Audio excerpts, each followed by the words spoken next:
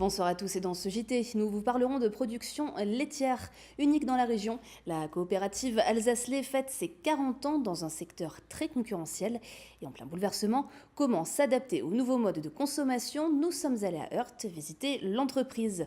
L'entreprise aussi, il sera question avec le salon Vivatech qui s'est achevé à Paris sur un record de fréquentation. Nous avons rencontré 7 startups alsaciennes et puis si vous alliez au boulot, à vélo.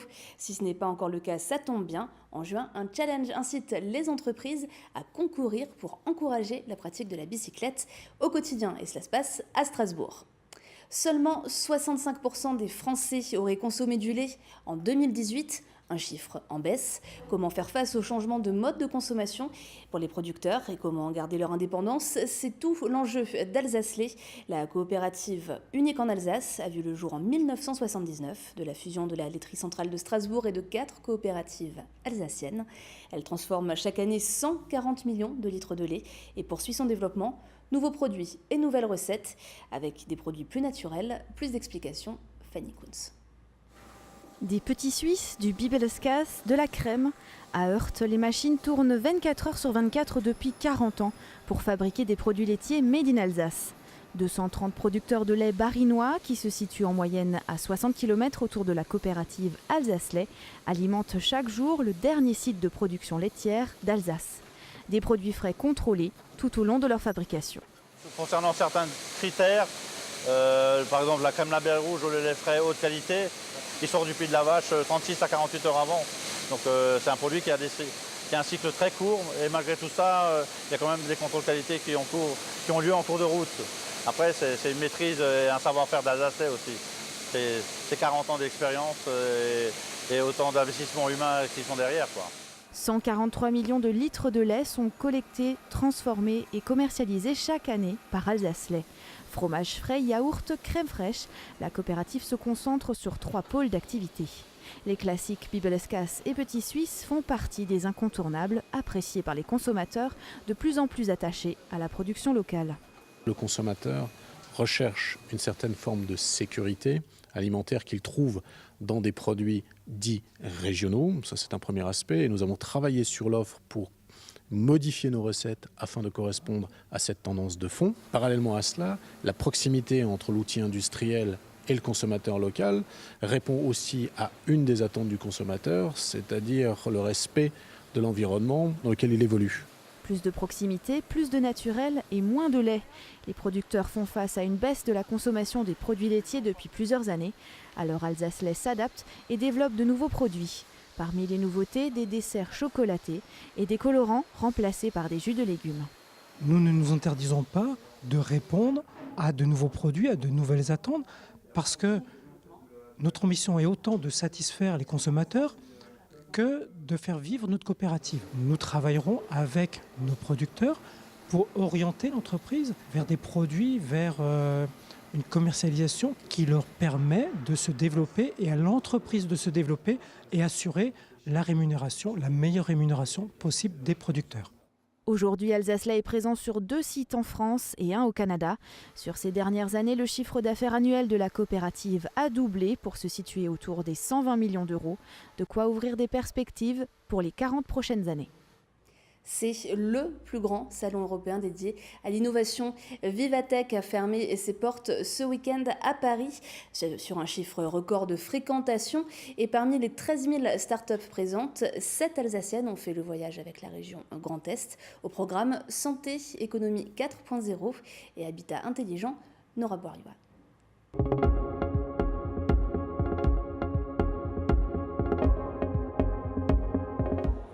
Pour développer l'économie et l'emploi dans le Grand Est, la région mise sur l'innovation et le numérique. Alors chaque année, elle finance des dispositifs de soutien aux startups à hauteur de 10 millions d'euros. Et sa présence au salon Vivatech à Paris en fait partie. On a des aides directes de soutien quand on s'installe, quand on débute, il faut l'encourager. Il y a les accélérateurs, c'est des aides indirectes qui ne figurent pas forcément dans nos tableaux, mais qui encouragent et qui accompagnent les startups. Il y a des présences à ces salons qui sont là. Eh bien oui, tout cela, ça se chiffre en millions d'euros aujourd'hui. Et je crois que c'est nécessaire, bénéfique, la compétition est mondiale et il faut que nous y participions.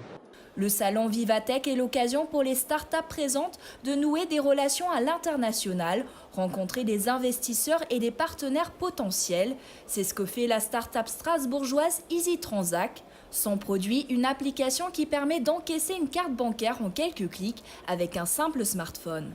On n'est pas du tout spécialement en Alsace, on a vraiment une toute partie française, on est en train de s'exporter en Europe. On a quand même 10% de notre chiffre d'affaires qui est en dehors de la France, donc c'est déjà pas mal.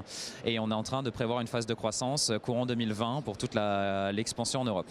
Une autre start-up alsacienne, HypnoVR, est présente à Vivatech pour la seconde fois. Son créneau, l'hypnose médicale grâce à la réalité virtuelle. Ou comment s'échapper avant, pendant ou après une intervention médicale et ainsi réduire la douleur, l'anxiété et donc les médicaments. Par exemple, avec une séance d'HypnoVR de 20 minutes, le matin par exemple, on a démontré qu'on pouvait baisser de plus de 50% la dose de consommation de morphinique, donc post-opératoire. Donc les gens, on leur fait une fois une séance d'HypnoVR et ils sont détendus et ils ont moins mal pendant toute la journée, sur le long terme, quoi. L'édition 2019 du salon Vivatech a attiré plus de 124 000 visiteurs, dont une bonne partie ont pu ainsi découvrir les 7 startups alsaciennes présentes. RGDS, partenaire des Alsaciens qui s'engagent. Et si l'innovation est un levier de développement important pour les entreprises régionales, l'export aussi permet de tirer son épingle du jeu et de développer son marché.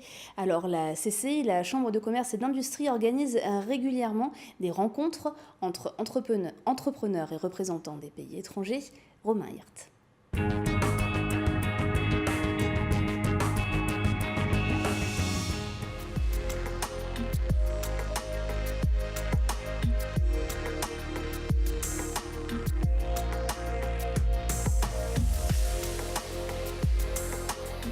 Développer son projet à l'international.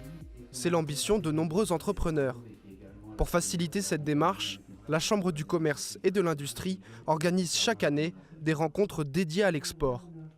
Ici, une centaine de consuls sont présents pour étudier les plans de 4 sociétés épaulées par la CCI. C'est un peu la différence qu'il y a quand on veut partir en voyage seul avec son sac à dos pour découvrir un pays sans le connaître, ou alors partir en voyage organisé. Alors la CCI, elle propose de partir plutôt en voyage organisé, c'est-à-dire qu'en fait, on va contacter, quand on aura diagnostiqué quels sont les besoins du chef d'entreprise pour le développement de son entreprise, eh ben, on va aller voir dans le pays de quelle manière il va pouvoir être reçu, par qui, comment, afin de développer son business.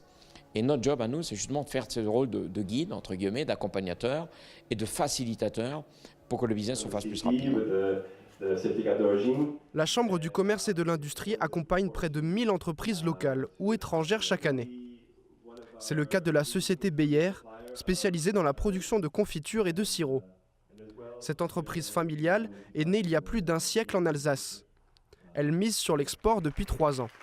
Le rôle de la 5e génération avec mes 2 frères, c'est justement de développer nos produits en dehors de nos frontières. Étant donné que le marché français est arrivé à maturité de notre côté, on souhaite justement pousser en dehors de nos frontières le développement pour poursuivre l'activité, pérenniser tout ça. Et éventuellement embaucher d'autres personnes, ce qui est toujours le point positif pour un entrepreneur. On a pu décrocher un premier contrat sur Israël qui va nous faire progresser d'une 15aine à 22% l'activité de l'entreprise.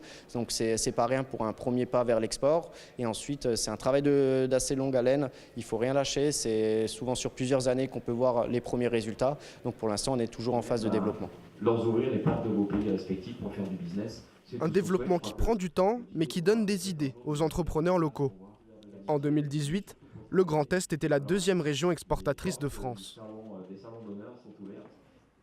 Si vous travaillez à Strasbourg ou aux alentours, vous connaissez peut-être déjà le challenge au boulot à vélo. Comme son nom l'indique, il vise à pousser les Strasbourgeois à privilégier la bicyclette pour se rendre sur leur lieu de travail. C'est écologique, mais c'est aussi bon pour la santé. Il vous reste quelques jours pour vous échauffer. Romain Hirt.